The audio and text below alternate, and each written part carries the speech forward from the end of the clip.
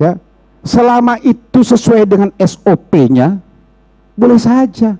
Tetapi Pak Ambarita, saya sekali lagi saya katakan, memang betul, kita akui, Pak Ambarita itu ada dugaan kesalahan SOP. Kenapa HP kita nggak boleh diperiksa sembarangan? Ya. Dan kapan petugas boleh memeriksa? Artinya boleh ya. Tapi kapan, kan begitu? Nah, seperti saya jelaskan terdahulu bahwa privasi ini dilindungi oleh Undang-Undang Dasar. Ya.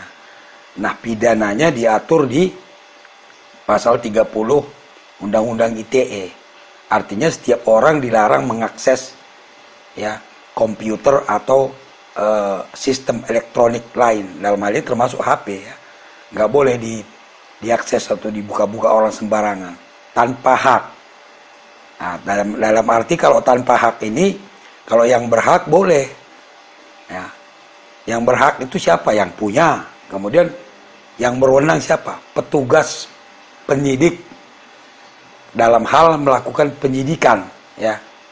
Nanti kita jelaskan. Itulah yang diatur di Undang-Undang ITE itu. Selain itu tidak boleh.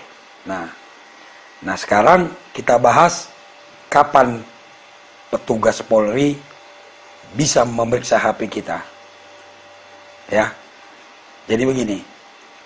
Seperti diatur undang-undang tadi, Undang-Undang ITE, bahwa kalau berwenang, berhak, boleh dia memeriksa. Dalam hal ini kan penyidik. Penyidik yang sedang melakukan penyidikan tindak pidana.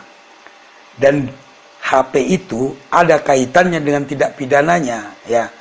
Contoh, ada tertangkap seorang bandar narkoba, ya kan? Lalu diperiksa, dia menyebut nama seseorang, ya, bahwa orang tersebut juga adalah bandar misalnya nih. Lalu polisi menangkap orang yang dimaksud tadi dan memeriksa HP-nya. Itu bisa, karena ada kaitannya dengan tindak pidana yang sedang ditangani, ya. Itu boleh diperiksa. Namun memeriksanya juga tidak boleh sembarangan. Harus disita itu HP. Ya, HP orang itu disita. Nah, kalau penyitaan itu kan harus ada izin ketua pengadilan, ya rekan-rekan. Nah, dalam hal kepepet atau mendesak, boleh disita dulu, lalu menyusul surat izinnya, boleh. Ya, dicatat ya. Saya ulangi lagi nih. Si A mengaku bahwa temannya si B juga bandar. Lalu si B ditangkap, disita HP-nya untuk diperiksa. Nah, karena mendesak, surat izinnya belakangan, itu bisa. Tapi harus ada surat izinnya nantinya ya. Nah, itu dia rekan-rekan. Kecuali tertangkap tangan, itu tidak perlu izin. Ya, misalnya nih, kedapatan seorang sedang menggunakan sabu misalnya. Tertangkap tangan kan dia nih, menggunakan sabu. Itu bisa diperiksa HP-nya. Karena diduga ada kaitannya transaksi atau apa segalanya dengan barang bukti yang sudah disita itu, yang tertangkap tangan itu. Itu bisa tanpa surat perintah, tanpa izin ketua pengadilan, karena tertangkap tangan, ya rekan-rekan. Tapi kalau tidak tertangkap tangan, sedang melakukan tindak pidana, tidak bisa. Misalnya seperti saya jelaskan, ada orang nongkrong-nongkrong, mabok-mabok lah kita anggap dia, ya kan? Tidak bisa kita langsung minta HP-nya. Kenapa? Apa hubungannya dengan tindak pidana? Adakah hubungannya kan gitu? Kecuali anak itu tertangkap tangan melakukan tindak pidana, itu bisa. Ya. Tapi kalau sedang diam-diam mabuk misalnya nongkrong di jalan, tidak bisa kita serta-merta meriksa HP dia.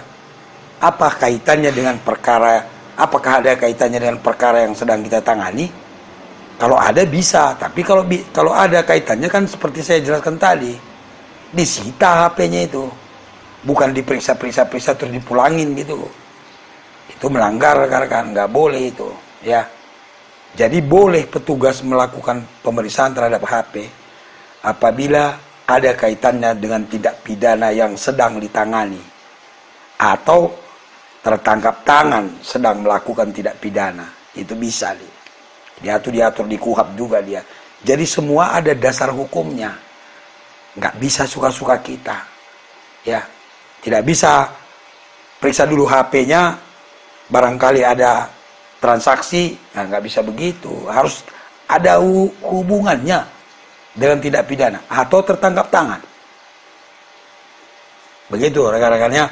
Jadi saya rasa sudah jelas, dan ini bukan kata saya, ya kan? Kata undang-undang, diatur di KUHP, diatur di Undang-Undang ITE, ya, bahwa dalam hal tertangkap tangan, petugas boleh memeriksa HP. Dalam hal tertangkap tangan, ya, kalau nggak ada tertangkap tangan dan tidak ada kaitannya dengan tindak pidana yang sedang ditangani, kita tidak boleh memeriksa HP orang. Dan saya ingatkan lagi, dalam hal memeriksa itu kita sita HP-nya, tegas dia, ya, HP-nya kita sita, karena diduga ada tindak pidana yang sedang ditangani, atau dia sedang menggunakan narkoba, tertangkap tangan, kita sita HP-nya.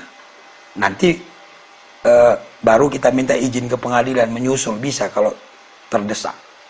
Tapi kalau nggak terdesak, wajib membawa surat izin sita dari pengadilan, surat penetapan izin sita. Ya, mudah-mudahan ini bermanfaat. Jadi jangan bertanya lagi panjang lebar, semua berdasarkan aturan, rekan-rekan. Ya, kita bisa sudah tahu, Anda bisa lihat di Undang-Undang ITE juga pasal 30. Ya, ancamannya 6 tahun itu.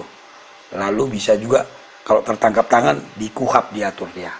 Ya, semoga bermanfaat. Tetap semangat. Kita bicara hukum objektif, tidak ada kepentingan apapun, agar kita taat kepada hukum, ya, kita tahu aturan, dan kita tidak mendapat kesewenang-wenangan, dan kita juga tidak berbuat sewenang-wenang. Tetap semangat, jauhkan diri dari masalah. Assalamualaikum.